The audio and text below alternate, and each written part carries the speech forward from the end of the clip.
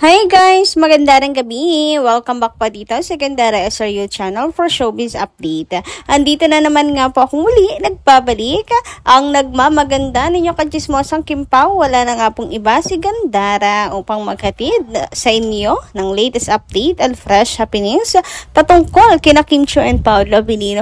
And medyo, ayan, sad yung ilan kasi parang nagwo-worry sila kay Kimi dahil sa kanyang role sa my love. Yang sa The Alibay, lalo na at basta nag-aalala po sila at baka daw ma-injured si Kimi. Tapos meron kasi silang nakita na picture ni Kimi lalo na nakapagpaano lalo sa kanila worry. So pag-usapan nga natin yan, and syempre ano na naman yan, may kaugnayan sa XXX na yan, ano na naman yan? Kalerky kayo ha. Anyway guys, bago tayo mag-start, po sa mga hindi pa nakaka-subscribe dito sa ating channel, pakiclick lang po tayo na subscribe button at notification bell na nariyan sa baba para mag-i-updated po kayo at ma-notify tuwing may bago po tayong chika at balita hinggil sa Kim Pao. Basta mga balita na may kinalaman kina Kim Chiu and Paolo Abilino, sagot na natin yan. And bilang pasasalamat ko po sa lahat ng ating mga taga-subaybay, narito at may ilang comment akong napiling basahin para sa gabing ito. So, sabi dito ni Latin Home Hunter, Miss Gandara, I'm very thankful na nakita ko ang mag-couple na Kim Pao. Nakasama nila si Ate Heidi nila at ang guard ba nila? Yung isang lalaki nakasama nila dyan. Palagi niyo pong bantayan ang dalawa na yan. Kasi sobrang sikat na talaga.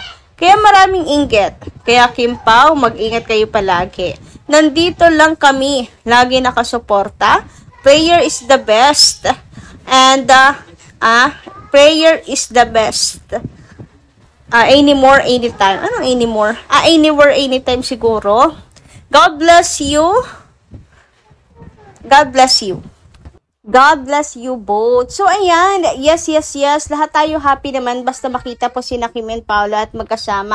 Lalo na talagang kasama po si Ate Heidi. Kasi there's something talaga kapag kasama lalo ni Paolo si Ate Heidi. Pag inaasikaso siya ni Ate Heids, parang talaga iisa na lang ang Kim Pao. Sa true lali. Mapapaisip ka rin, hindi ba? Pero, for good naman. At least, di ba, maraming ayudas. And, yes, sana po, lagi silang may guard na kasama kasi super sikat na talaga nila Kim and Paolo. Alam nyo, sobra kasi daming malamang na dudumog sa kanila, lalo na kung minsanan lang sila sa isang lugar. Nagwo-wonder nga ako, papaano nag-enjoy sila Kim and Paolo kapag ka pupunta ng mall. Si Pao okay lang kasi lagi naman siyang balot na balot. How about Kimi? Parang wala rin akong nakikita na gumagala siya, nag-enjoy dito sa Pinas. Tuwing siya, laging sa ibang bansa Kasi foreigner tayo sa ibang bansa, hindi tayo masyadong kilala, lalo na yung mga sikat talaga na artista, kaya mas gusto nila na nag-iibang bansa kasi mas nakakahinga sila ng maluwag, etc. So, dito sa Pinas, dapat laging may kasama sina Kim and Paolo. Mahirap na lalong higit po si Kimi. Samantala, sabi naman dito ni Madam Helen Santos, baka hindi mga bigatin, kahit siguro, biskina. Ano yung biskina? Biskina, hindi mga bigaten, mga artista ang kasama ni na Paolo and Kim, kaya nilang dalhin.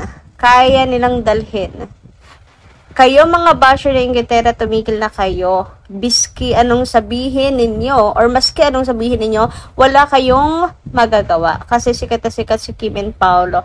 Ang idol nyo, hindi. Talaga, mahal na mahal sina Kim and Paolo ng mga boss ng ABS-CBN kasi sila ang tinatangkilik ng mga tao. Mahal na mahal sila kasi mababait silang dalawa. Kaya lahat ng pinapalabas nila ay blockbuster. Natural sila ang mamahalin. Natural na sila ang mamahalin ng mga boss ng ABS-CBN. Bakit kukuha sila ng hindi kikita? Kaya sina Kim and Paolo ang mahal nila. Anyway, alam niyo, Madam Helen Santos, totoo naman sinabi niyo na kahit hindi mga bigate na kasama nila Kim and Paolo, kayang-kaya nila yung dalhin. Pero, alam nyo kasi, imposible na hindi po sasamahan ng mga bigating artista. Kim and Paolo yan. Alam niyo yun, hindi nila titipirin na at the same time. I mean ba, they also have a big name. So, dapat naman kasamahan talaga nila mga veteranong artista. And yun yung isang sign kasi talaga na mabigat yung isang role at saka sikat yung gumagawa ang mga bida roon. Ayan, nagets nyo ba? So, ayun, kapag kapipitsugin, anyway, wag na nga lang. Mas focus na lang tayo sa Kim Pao. But, yes, kayang-kaya pong bumuhat nila Kim and Paolo ng teleserye and movie, and mahal na mahal sila ng mga bosses, hindi lang dahil sa sikat sila Kim and Paolo, ha? Kundi dahil mabubuting tao rin kasi talaga, lalo na si Kim Chiu, napaka-sweet, kaya close niya rin, even the big bosses of ABS-CBN. Sabi naman ni Madam Visitasyon de Guzman, mahiya nga sila sa hindi maganda ang project. Mahiya nga sila sa hindi maganda ang project ng Kim Pao. Yung linlang ilang beses nang pinalabas sa Prime, tapos sa Free TV, sa Netflix, last time lang, tapos ipapalabas ulit sa TV. Ganyan ang maganda. Ang linlang paulit-ulit pinapalabas at malakas pa rin sa mga viewers. Yes, true kayo dyan. Kasi kahit paulit-ulitin, kahit saang platform talaga, panonoorin ng mga tao. Alam niyo yun, maraming hindi yan paulit-ulitin kung alam nilang hindi mabenta. So, ibig sabihin, nakakakabig sila doon, kaya sinusulit-sulit po talaga nila. Grabe, malakas po talaga linlang. At ang ganda ng storya, mahusay yung pagkakaganap nila Kim and Paolo roon. Kaya, mahiya nga sila sa sinasabi nilang hindi maganda ang project ng Kim Pao. Paano hindi magaganda ang project na ibinibigay kina Kim and Paolo? Sige nga, magkakaroon ba naman ng award? Lalong higit si Kim, international pa, hindi ba?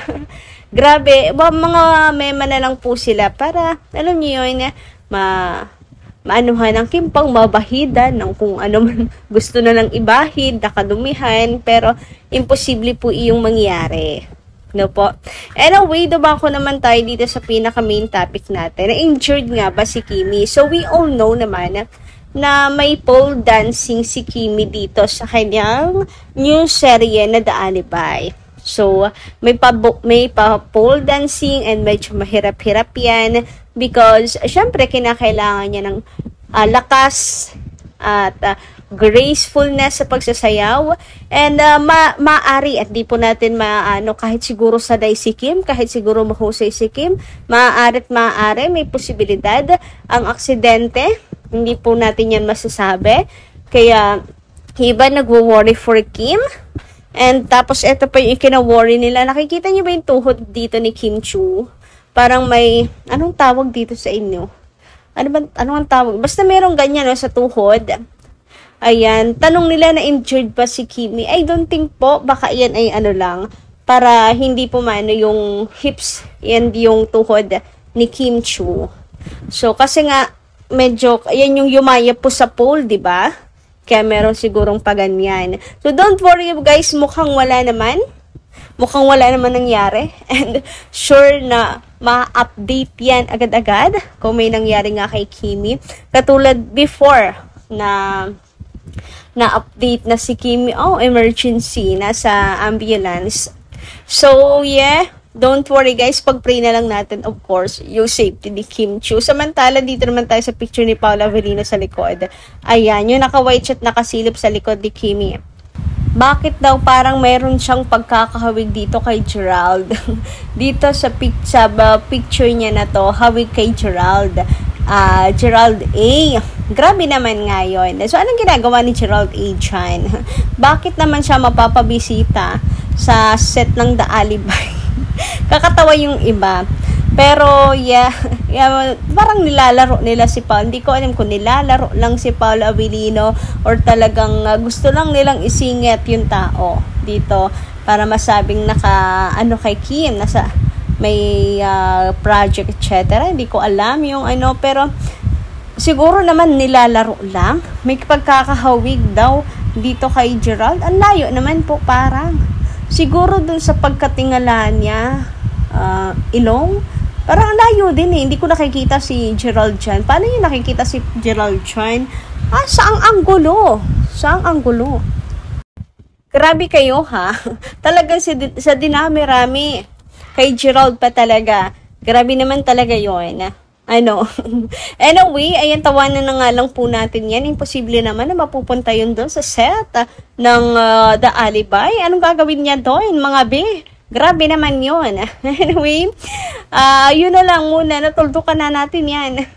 Sana naman ay wala nang kung anong issue. Baka ma-issue na naman si Kim Chiu dahil sa mga pinagsasabi ninyong yan. Anyway, hanggang dito lang muna po ang aking update. Maraming salamat po sa inyong pakikinig.